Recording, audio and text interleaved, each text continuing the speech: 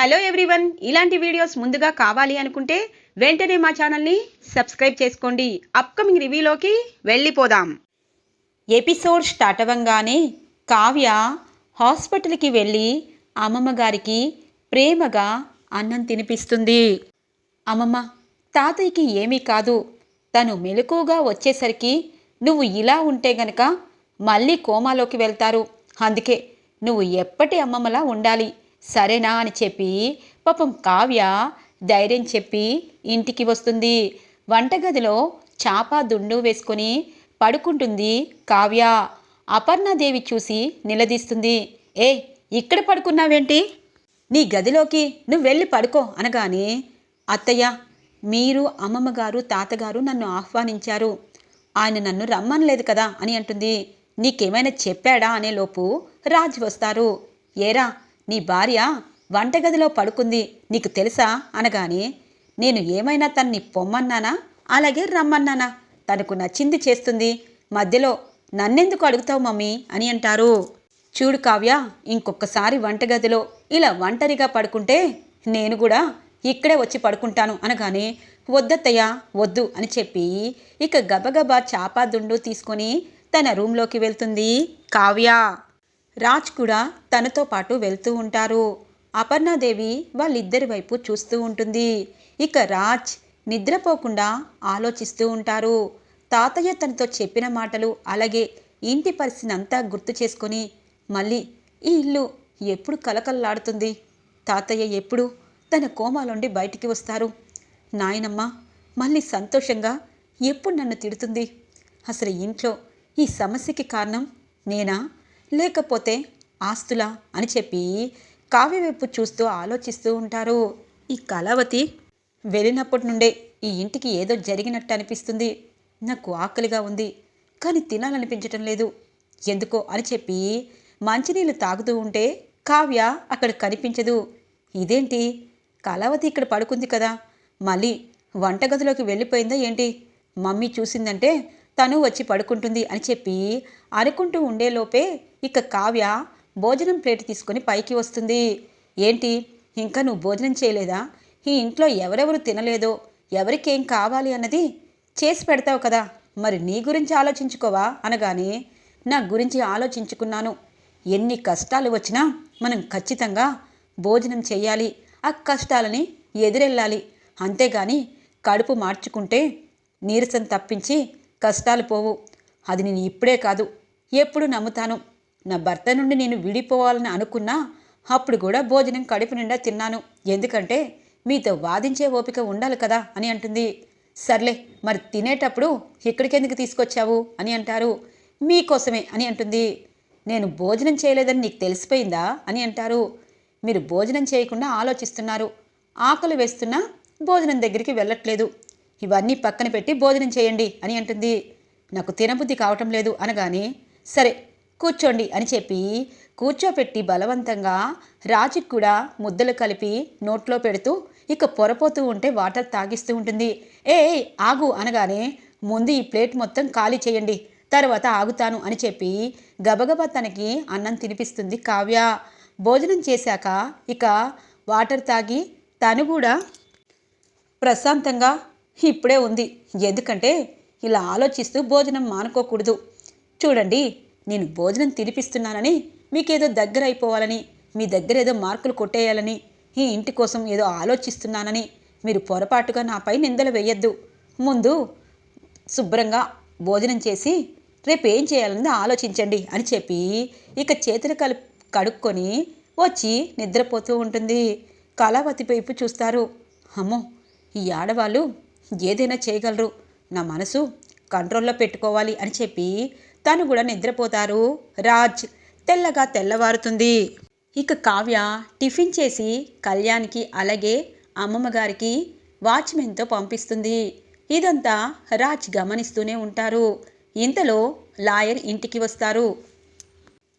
Lawyer గారు, మిమ్మల్ని ఎవరు రమ్మన్నారు అనగానే, ధాన్యలక్ష్మి గారు రమ్మన్నారు మేడం, అందుకే వచ్చాను అని చెప్పి అంటారు. చూడండి, ఈ ఇంటి పరిస్థితి ఇప్పుడు బాగోలేదు, మా తాతయ్య గారికి ఒంట్లో బాగోలేదు, ఇప్పుడు మీతో అవసరం లేదు అని అంటుంది. అంటే ధాన్యలక్ష్మి గారు రమ్మని చెప్పారు, అందుకే వచ్చాను మేడం. సరే మేడం, మళ్ళీ ఫోన్ చేస్తే వస్తాను అని చెప్పి లాయర్ వెళ్ళిపోతారు. అంటే చిన్నత్తయ్య ఖచ్చితంగా లాయర్ గారిని ఇంటికి పిలిపించారు అంటే ఆస్తి కోసమే మళ్ళీ అడిగేటట్టున్నారు. అసలే అమ్మమ్మ గారు ఇంట్లో ఉండక హాస్పిటల్లో తాతగారి దగ్గరే ఉంటున్నారు. కానీ వీళ్ళకి మాత్రం ఆస్తిపై మక్కువ చావటం లేదు. అటు కవిగారు కష్టపడి నిలదొక్కుకోవాలని అనుకుంటే ధాన్యలక్ష్మి గారు ఆస్తి కావాలనుకుంటున్నారు.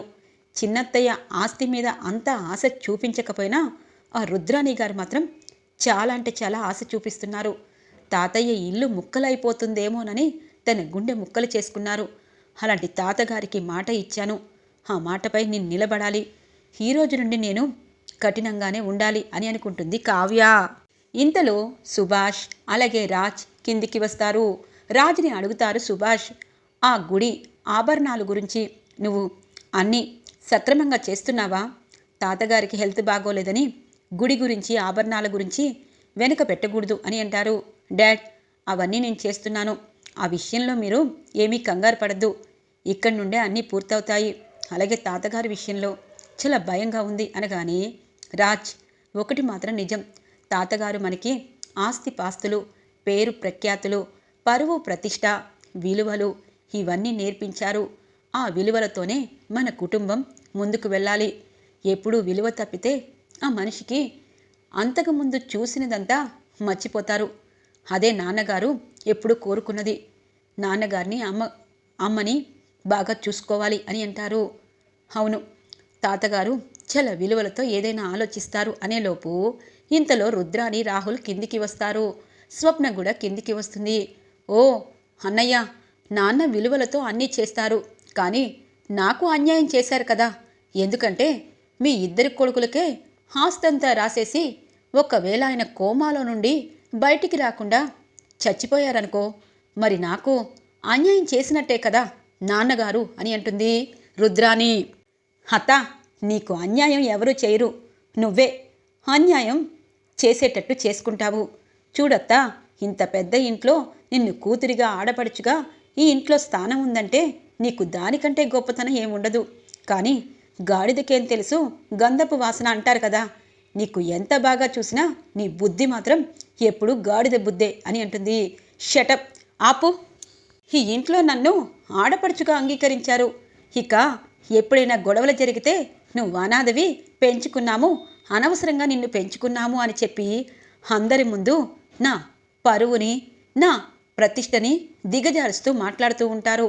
వాళ్ళకి నాపై ప్రేమ లేనప్పుడు నేనెలా నమ్ముతాను అని అంటుంది రుద్రాని. నమ్మకపోతే నమ్మించేటట్టు నువ్వే చేసుకోవాలి. నీకు ఆ విషయంలో ఎప్పుడు స్వార్థమే కదా అని అంటారు స్వప్న. ఇంతలో ప్రకాశం కిందికి వస్తారు. ఏమండి అని అంటుంది ధాన్యలక్ష్మి. ఏంటే, దేనికోసం అరుస్తున్నావు? టిఫిన్ తిన్నావు కదా, కోడలు కావ్య అన్నీ చేసి పెడుతుంది కదా. మా నాన్నగారికి అక్కడ బాగోలేకపోయినా మీరు ముప్పొద్దులా తింటున్నారు కదా, ఏంటి ఇప్పుడేం కావాలి నీకు అనగానే, అవును నాకే కావాలి, ఈ ఆస్తి పాస్తి నగలు ఇదంతా నాకే కావాలని అనుకుంటున్నాను. మీకు మీ కొడుకు గురించి కొంచెం కూడా ఆలోచన లేదు. బావగారు, ముసుగులో గుద్దులాట అవసరం లేదు. రుద్రాని పరాయిది కాబట్టి తన్ని మీరు ఎంత చులకనగా చూస్తున్నా పాపం నా గురించి ఆలోచిస్తుంది. కానీ మీరెవరూ నా గురించి ఆలోచించడం లేదు. నేను చేస్తానన్నా మీకు అవసరం లేదు. అందుకే చెప్తున్నాను, ఆస్తులు ఖచ్చితంగా పంపకాలు జరిగిపోవాలి. నా కొడుక్కి నా ఆస్తినిస్తాను, అదే నాకు కావాలి. మీరు ఎంత త్వరగా ఆ పని చేస్తే అంత బాగుంటుంది అనగానే, చూడండి, నిజంగా మీరు మనుషులు కాదని మరోసారి రుజువైంది. అమ్మ భోజనం చేసే ముందే ఆస్తి గురించి మీరు మాట్లాడడంతో నాన్నగారి దగ్గరే హాస్పిటల్లో అక్కడే ఉండిపోయి ప్రశాంతంగా ఉంది. ఇప్పుడు నాన్నగారు హాస్పిటల్లో కోమాలో ఉన్నా మీరు మాత్రం ఆస్తి పిచ్చి పట్టి ఇలా వాటాలు అడుగుతారా? మీరు మనుషులేనా అని అంటారు సుభాష్. బావగారు, కడుపు నిండిన వారు ఏదైనా అనుకోవచ్చు. మీరందరూ ఇక్కడే ఉన్నారు. నా కొడుకే కదా రోడ్డు మీద ఉన్నాడు. మరి నా కొడుకు మీద నాకు మాత్రమే ప్రేమ ఉంది. మీరు ఆస్తిని రాసివ్వండి అని అంటుంది ధాన్యలక్ష్మి. తప్పకుండా. ఇలా లోపల స్వార్థంతో, కుళ్ళుతో, కుతంత్రాలతో కనీసం మనిషి ఏ పరిస్థితిలో ఉన్నాడనేది కూడా ఆలోచించకుండా ఇలా ఆస్తి కోసం పిశాచుల్లాగా ఎగబడుతున్నారు కదా. ఇలాంటి వాళ్ళతో కలిసి ఉండడం ఖచ్చితంగా తప్పే అవుతుంది. అందుకే లాయర్ గారికి ఫోన్ చేస్తాను, ఇప్పుడే వాటాలు పంచేస్తాను అనగానే, డాడీ తాతయ్యకి అది ఇష్టం లేకే కదా తను హార్ట్ స్ట్రోక్ తెచ్చుకున్నారు అని అంటారు రాజ్. తాతయ్యకి ఇష్టం లేదు. ఒకవేళ తాతయ్య గనక కోమాలోకి వెళ్ళకపోతే వీళ్ళ మాటలకే తన గుండె నిజంగా ఆగిపోయి చనిపోతారు. అందుకే వాటాలు అనేది జరిగిపోయాక నాన్నగారిని జాగ్రత్తగా చూసుకుంటాను. ఇప్పుడైతే వీళ్ళ ముఖాలు చూడాలనిపించటం లేదు. అమ్మ హాస్పిటల్కి కూడా వెళ్ళిపోయింది. అలాంటప్పుడు వీళ్ళతో జర్నీ అనేది సాగదు రాజ్. లాయర్కి ఫోన్ చెయ్యి అని అంటారు. లాయర్కి హుటాహుటిన ఫోన్ చేస్తారు రాజ్. ఇక రుద్రాని ధాన్యలక్ష్మి తెగ హ్యాపీగా ఫీల్ అవుతూ ఉంటారు. ఏంటి, లాయర్ గారిని తెప్పించారు కదా, ఇక మీ బ్రతుకు మీరు బ్రతుకుదామని అనుకున్నారా? బ్రతకండి. ఇప్పటిదాకా రాజ్ అలాగే అంకుల్ తాతగారు బాగా తెలివిగా ఆలోచించి అన్నీ కూడబెట్టారు. మీరు ఈ ఆస్తిని తీసుకొని ఖచ్చితంగా రోడ్డు మీద పడతారు. ఎందుకంటే మీకు ఆస్తి పిచ్చి మాత్రమే ఉంది, అది వృద్ధి చెందాలని అస్సలు లేదు అని అంటుంది స్వప్న. ఆపు, ఆస్తి వస్తే నీకు సంతోషంగా ఉండదా? నీ మొగుడికి ఆస్తి వస్తే నీకు సంతోషంగా ఉండదా అనగాని, ఓ నా ఆస్తిని మీరు లాక్కోకపోతే అదే చాలు. సరే, ఇప్పుడు లాయర్ గారు వచ్చారు కదా, మీ వాటాలు మీకు వచ్చేశాక ఈ ఇంటి దరిద్రం ఖచ్చితంగా పోతుంది అని అంటుంది స్వప్న. ఇక లాయర్ గారు ఆస్తి పేపర్లన్నీ తీసుకొచ్చి ఇక అన్నీ లాయర్ గారి ముందు ఉంచుతారు రాజ్. ఇక అన్నీ చదివి, మీ నాన్నగారు చాలా తెలివైనవారు, ఎవరికి ఏంటి అన్నది క్లియర్గా రాశారు. కనీసం ఇది మాత్రం ఈ ప్లేసు వీళ్ళకి అని ఇద్దరు నాకు తక్కువ ఎక్కువ అని కూడా అడగకుండా కరెక్ట్గా రాశారు. కానీ ఒక లిటుకు ఉంచారు, ఈ మధ్యనే రాయించినట్టున్నారు అని అంటారు లాయర్. ఏంటది అని అంటుంది ధాన్యలక్ష్మి. ఏంటంటే ఇప్పుడు తను ఆస్తి పాస్తులు అన్నీ పవర్ ఆఫ్ పట్టాని మొత్తం కావ్య తన మనవరాలు చేతికి తన మనవరాలికి హక్కు ఇచ్చారు. ఇప్పుడు ఆస్తి మొత్తం కావ్య మేడం పేరు మీద రీసెంట్గా రాశారు. ఇప్పుడు మీ తాతగారి చేతిలో ఏమీ లేదు, కావ్య గారి చేతిలో ఉంది. ఇప్పుడు ఈ ఆస్తి మొత్తం తనపైన ఉంది కాబట్టి తనకు నచ్చిన వాళ్ళకి ఇచ్చుకోవచ్చు. చూడండి, మీ నాన్నగారు వాటాలు వేశారు, కానీ తన మనసు మార్చుకొని పవర్ ఆఫ్ పట్టాని కావ్య మేడంకి ఇచ్చారు. ఇక మేము వెళ్ళొచ్చా అని అంటారు లాయర్. ఒక్కసారిగా అపర్ణాదేవి సుభాష్ సంతోషపడతారు. రాజ్ అయితే షాక్ అవుతారు. ఇక కావ్య చూస్తూ ఉంటుంది. ఇది అన్యాయం. చూసారా బావగారు, మామయ్య గారు హాస్పిటల్లో ఉన్నారు, కనీసం బాధ్యత లేదు అన్నారు. ఇప్పుడు మామయ్య గారు ఇదిగో ఈ కావ్యకి ఆస్తి మొత్తం రాసించారు. లేదు ధాన్యలక్ష్మి, నాన్నగారిని మా అమ్మని బ్లాక్మెయిల్ చేసి ఈ కావ్య రాసించుకుంటుంటుంది అని చెప్పి అంటుంది రుద్రాని. ఆహా అవునా, అందుకేనా ఈ ఇంట్లో ఆస్తి గురించి 100 సార్లు మాట్లాడుతున్నాను. చూడండి, నిజం చెప్పాలి అంటే తాతయ్య గారు ముందు ఆలోచన చేశారని ఇప్పుడు నమ్ముతాను అనగానే, అంటే నీ పేరు మీద నువ్వే ట్రాన్స్ఫర్ చేయించుకున్నావా అని అంటారు రాజ్. మీరు ఆపండి. కనీసం భార్య సంవత్సరం పాటు కాపురం చేసినా భార్య మనసు అర్థం చేసుకొని మీకు సమాధానం చెప్పాల్సిన అవసరమే లేదు. నిజంగా తాతయ్యకి నేను మాట ఇచ్చాను, ఇంట్లో వాళ్ళందరినీ ఒక్క దాటిపైకి తీసుకువస్తాను, అలాగే ఇల్లు ఇంతకు ముందు కలకలలాడినట్టే ఖచ్చితంగా చేస్తానని తాతగారికి మాటిచ్చాను. అలాగే ఈ ఇంటి నుండి ఇంకెప్పటికీ బయటికి వెళ్ళను అని చెప్పి కూడా మాటిచ్చాను. ఈ మాటకి ఎప్పుడు నేను కట్టుపడతాను.